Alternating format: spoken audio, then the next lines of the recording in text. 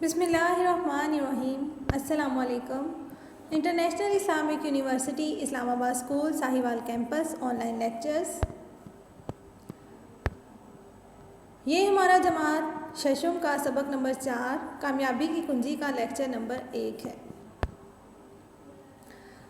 आज के लेक्चर में हम करेंगे सबक की पढ़ाई, नए अल्फाज मायने, जुमले, एराब, मुतज़ाद।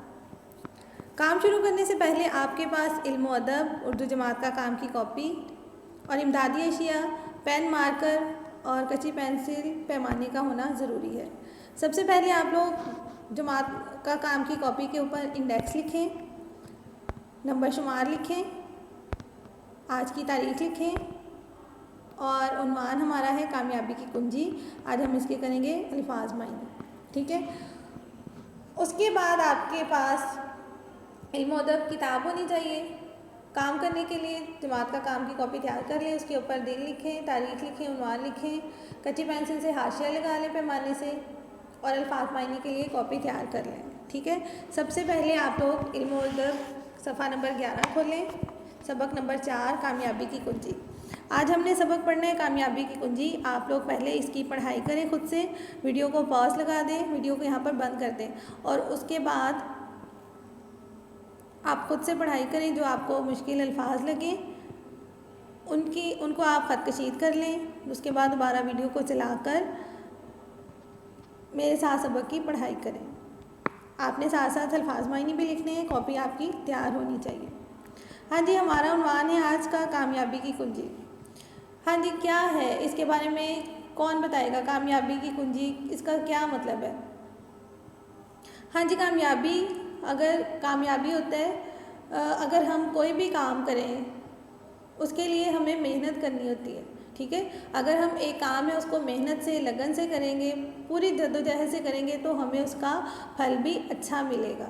ऐसे ही होता है ना कि आज तक दुनिया में जितने भी कामयाब लोग गुजरे हैं वो ऐसे तो नहीं ना कामयाब हुए होंगे, उन्होंने मेहनत की होगी उस काम के लिए, बहुत सर्च की होगी, तहकीक की होगी। फिर ही होता है ना कि किसी काम के लिए अगर इंसान मुसलसल मेहनत करे फिर ही उसको कामयाबी मिलती है।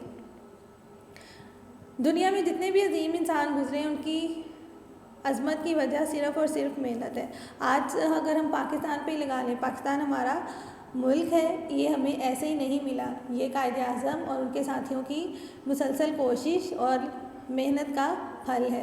अगर वो ये मेहनत ना करते, कोशिश ना करते कि नहीं ठीक है जैसा चलता आ रहा है वैसा ही रहने दें, हमें क्या ज़रूरत है, हम इसके लिए मेहनत करें, कोशिश करें, तो हम लोग कभी भी एक आज़ाद मुल्क हासिल नहीं कर सकते थे और ना ही एक आज़ाद ज़िंदगी गुजार सकते थे जिसमें हम अपने मज़हब और अकायद के मुताबिक ज़िंदगी गुजार सकते, ठीक है।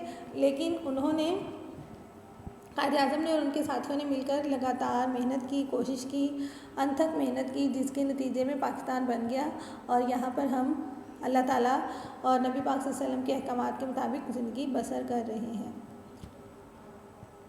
आज का हमारा उन्वान है कामयाबी की कुंजी, ठीक है। दुनिया में इज़्ज़त, अज़मत, सरबुलंदी इसी शख्स को मिलती है जो खूब दिल लगाकर मेहनत करता है। दुनिया में जितने भी अजीम इंसान गुजरे हैं इनकी अज़मत की वजह सिर्फ़ और सिर्फ मेहनत है।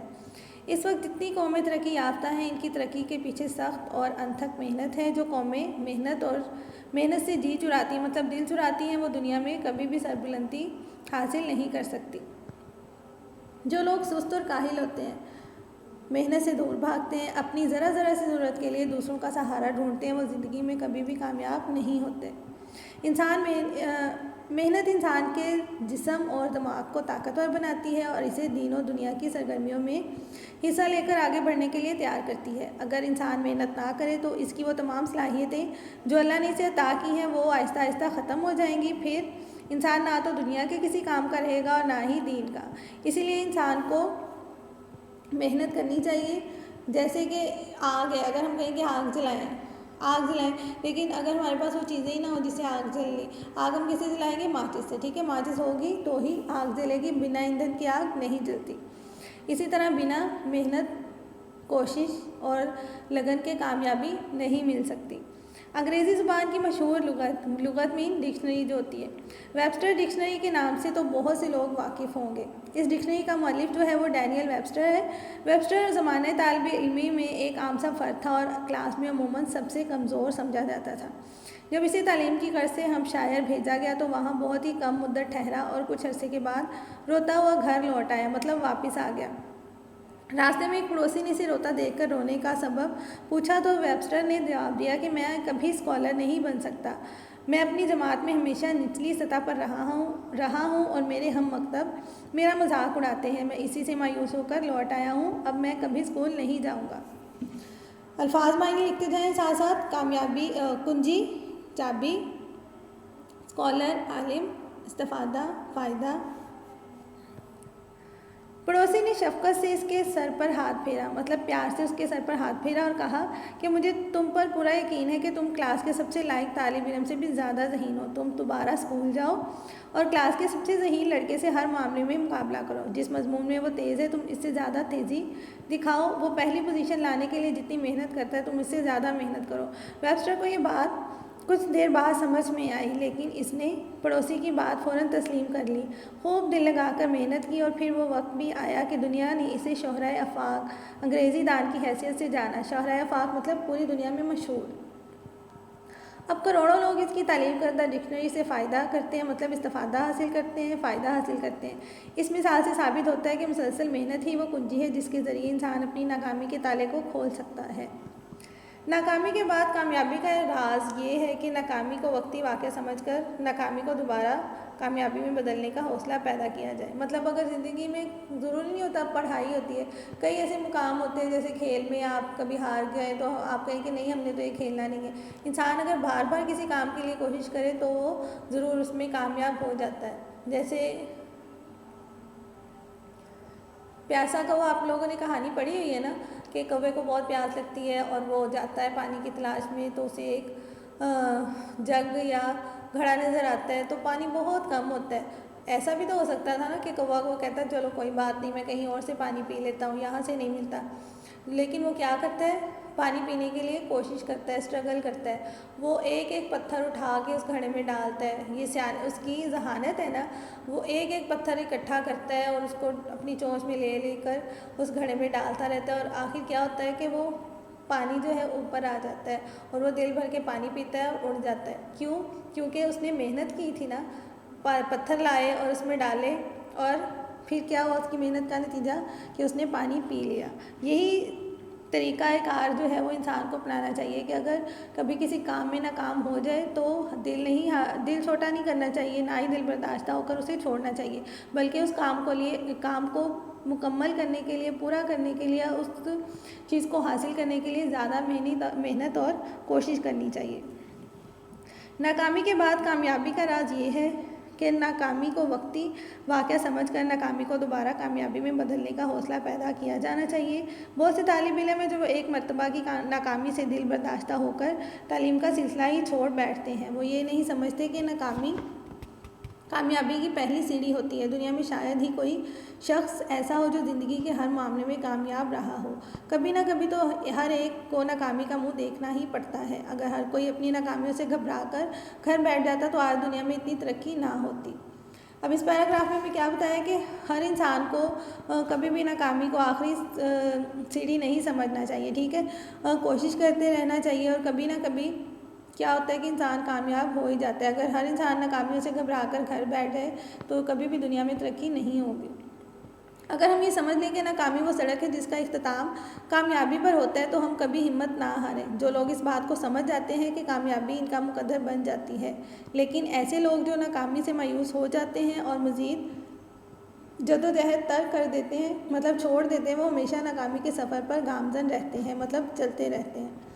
फिर वो किसी मामले में कभी कामयाब नहीं होते। मशहूर माहिर नफ्सियात डेल कार्नेगी इसी हकीकत की तरफ इशारा करते हुए कहता है कि ज़िंदगी में सबसे अहम बात कामयाबियों से फ़ायदा उठाना नहीं, हर बेवकूफ़ आदमी ऐसा करता है। हकीकतन अहम चीज़ ये है कि तुम अपने नुकसानात से फ़ायदा उठाओ। इस दूसरे काम के लिए जहानत दरकार है और यही वो चीज़ है जो एक बेवकूफ़ और समझदार के दरमियान फ़र्क पैदा करती है।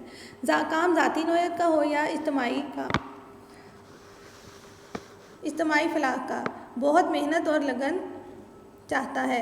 कोशिश और मेहनत का ये सफ़र तरह तरह की तकलीफ़ और रुकावटों से भरा हुआ है। कहा जाता है कि सब्र और कामयाबी दोनों का चोली दामन का साथ है और हमेशा कामयाबी सब्र के नतीजे में ही हासिल होती है। ख़ुसूसन इज्तिमाई फलाह व बहबूद से मुतल्लिक़ मामलात में बहुत ज़्यादा मुस्तकिल मिजाजी, साबित कदमी, सब्र और हौसले की ज़रूरत होती है। इसके बावजूद कभी कभी नताइज अपनी मर्ज़ी के मुताबिक हासिल नहीं होते। अगर कभी ऐसी सूरत हाल का सामना हो कि इसमें मुतवक्का कामयाबी हासिल ना हो सके तो ख़ुद को कभी भी नाकाम नहीं समझना चाहिए। इस दौरान जो तजर्बा हासिल हो इससे सबक सीखते हुए नए सिरे से जद्दोजहद यानी कि कोशिश शुरू करनी चाहिए। हकीकत ये है कि मेहनत ही से इंसान का वक़ार भी बुलंद होता है और कौमें भी बाइज़्ज़त कहलाती हैं। इसीलिए बानी पाकिस्तान कायद आज़म ने हमें काम काम और काम की तलकीन की है, मतलब नसीहत की है। इंसान ने दुनिया में जो तरक्की की है ये सब उसकी मेहनत का नतीजा है। पहाड़ों, गारों और जंगलों में ज़िंदगी बसर करने वाला ये इंसान अब आलीशान इमारतों में मुकीम है।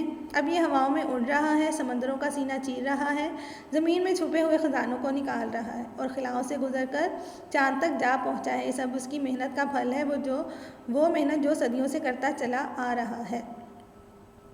अब अल्फाज के मायने लिखें। तलकीन, नसीहत, फलाह, भलाई, तरक्की याफ्ता, तरक्की पाया हुआ, मुकीम, रहने वाला, शोहरा आफाक, दुनिया भर में मशहूर। हाँ जी, सबक में हमने क्या सीखा है? हाँ जी, क्या समझ आया इस सबक में आपको? हाँ जी, कामयाबी हासिल करने का सिर्फ एक ही रास्ता है और वो है मेहनत और सिर्फ मेहनत। हाँ जी, जल्दी से अल्फाज मायने लिखें कॉपी पर, उसके बाद लिखें मश्क 4 दर्ज झैल अल्फाज के मुतज़ाद लिखिए।